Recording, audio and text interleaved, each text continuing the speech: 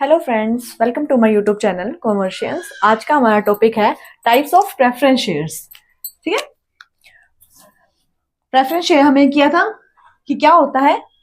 जो हम shares issue करते हैं इक्विटी से अलग, अपनी क्या है कैपिटल को रेज करने के लिए, लेकिन क्या है but not diluting our voting rights. Voting rights को डायल्यूट नहीं करना चाहते और हम कैपिटल को भी रेज करना चाहते हैं, तो हम क्या इशू करते हैं, प्रेफरेंस शेयर। इनको हम क्या है अपनी बैलेंस शीट के अंदर भी क्या है शो करते हैं, लायबिलिटीज हेड के अंदर। ठीक है, अब फर्स्ट है इसमें cumulative preference shares. Cumulative preference shares क्या होते हैं, जिन पे हम जो डिविडेंड होता है वो क्या है एक्यूमुलेट होता रहता है ईयर बाय ईयर।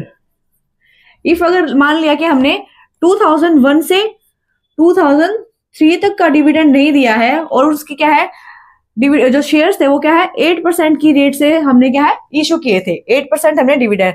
तो इन तीनों ईयर्स का 8 + 8 + 8, तीनों ईयर्स का जो 24% है टोटल, वो हमें क्या है इसके बाद क्या है पे करना पड़ेगा इन शेयर्स पे। ठीक है, 24% का हमें जो एक्यूमुलेट हुआ है, जितना टोटल डिविडेंड था, वो हमें इस नेक्स्ट ईयर में जब हमें प्रॉफिट हुआ है उस ईयर में हमें पे करना होगा। ठीक है, ये थे cumulative preference shares.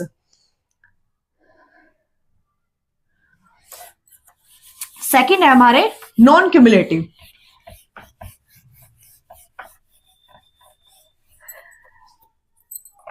Non cumulative क्या होते हैं, जिन पे इफ अगर क्या है हमने क्या है डिविडेंड प्रोवाइड नहीं किया है, उन पे डिविडेंड इज नॉट प्रोवाइडेड, तो भी वो क्या है एक्यूमुलेट नहीं होगा ईयर बाय ईयर का। ओनली जब हमें प्रॉफिट हो रहा है, ओनली उस ईयर का क्या है हमें प्रॉफिट क्या है एज डिविडेंड क्या प्रोवाइड करना पड़ेगा। ओनली जिस रेट से प्री डिसाइडेड है, जो प्री डिसाइडेड है जो रेट, उस रेट से ही हमें क्या है डिविडेंड पे करना होगा, उस करंट ईयर का ही। ठीक है, ये थे नॉन क्यूमुलेटिव। नेक्स्ट है हमारा पार्टिसिपेटिंग प्रेफरेंस शेयर्स।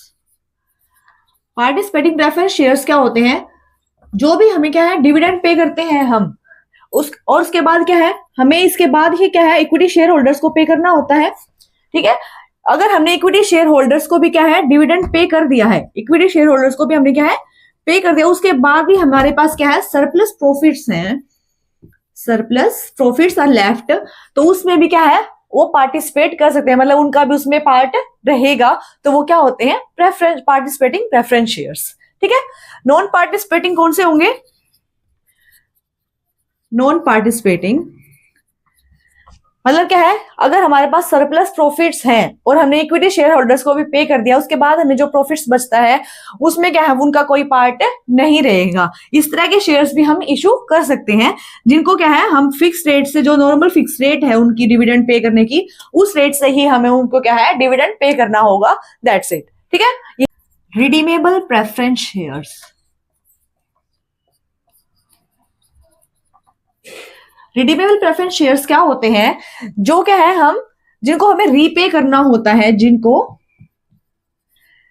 जो भी टर्म्स ऑफ इशू है, टर्म्स के अकॉर्डिंग, जिस कंडीशंस के अकॉर्डिंग हमने उनको इशू किया था, जितने टाइम पीरियड के लिए हमने उनको इशू किया था, उस टाइम पीरियड के बाद हमें उनको क्या है रीपे करना होता है according to section 80 of companies act.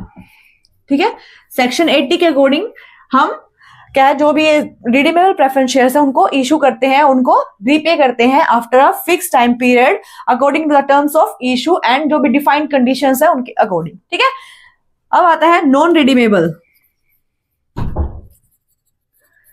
Preference shares क्या होते हैं, जिनको हमें क्या है पे बैक नहीं करना होता है during the life time of the company. Before winding up क्या है, बिफोर वाइंडिंग अप जिनको हमें रीपे नहीं करना है, वो क्या होते हैं हमारे नॉन रिडीमेबल प्रेफरेंस शेयर्स। ठीक है, अब आता है कन्वर्टेबल प्रेफरेंस शेयर्स।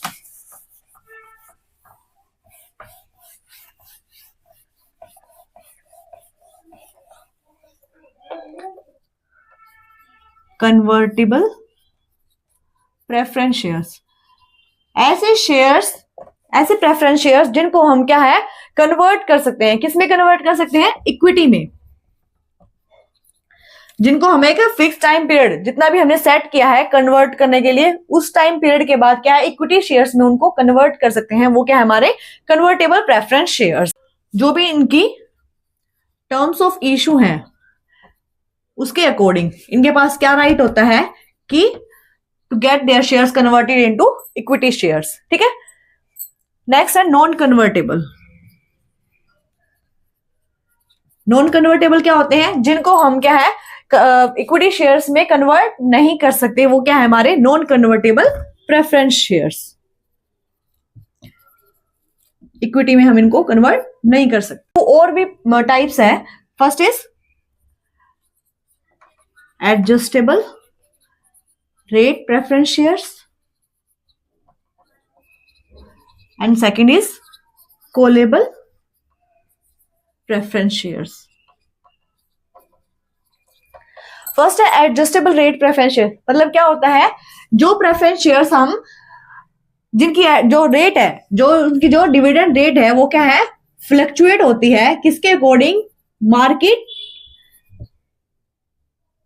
के अप एंड डाउन के अकॉर्डिंग, मार्केट की जो रेट है उसके अकॉर्डिंग क्या है फ्लक्चुएट होती है, वो क्या है हमारे एडजस्टेबल रेट प्रेफरेंस शेयर।